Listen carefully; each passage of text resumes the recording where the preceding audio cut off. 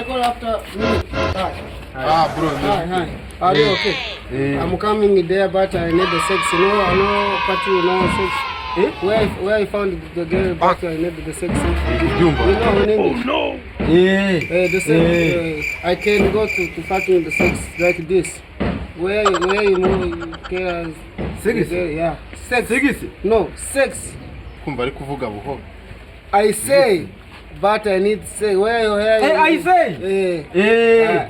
Wondamuzi. Let's go now. Aba muri kino gipangu. I say. Let's go now. I say. Munyagisenyi. Yes, let's go now.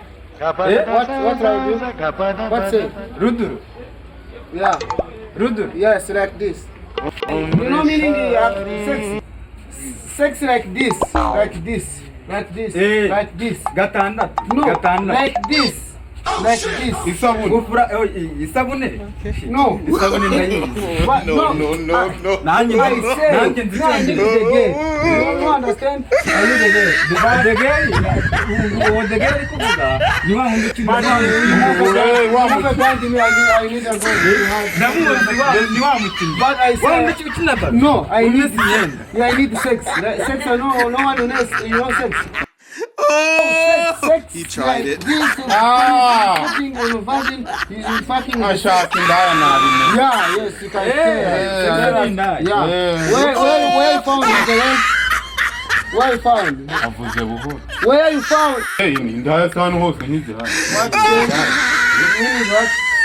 Irahari. Where? There. Kukabari. Let's go. I like it good. N'amadolari. No problem. What say? Amadolari. Rimwe 1 0 0 0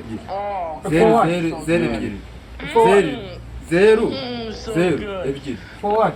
One girl. Money. Many. I have many money. I have many. You are no one who drink beer. Drink beer. Now you drink this.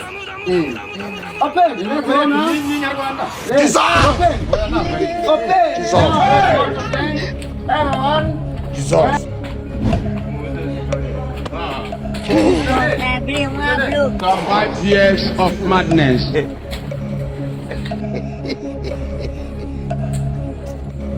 There was this bully, right? Didn't even seem like a bully.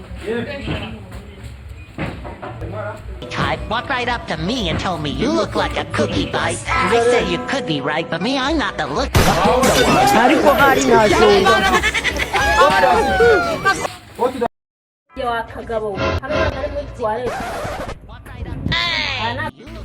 Ubu koko ukusuko harenganira mwa baturage twabujana nimuzaniye abukiriya none nuko Where keep your sibi turi ku. Where move there?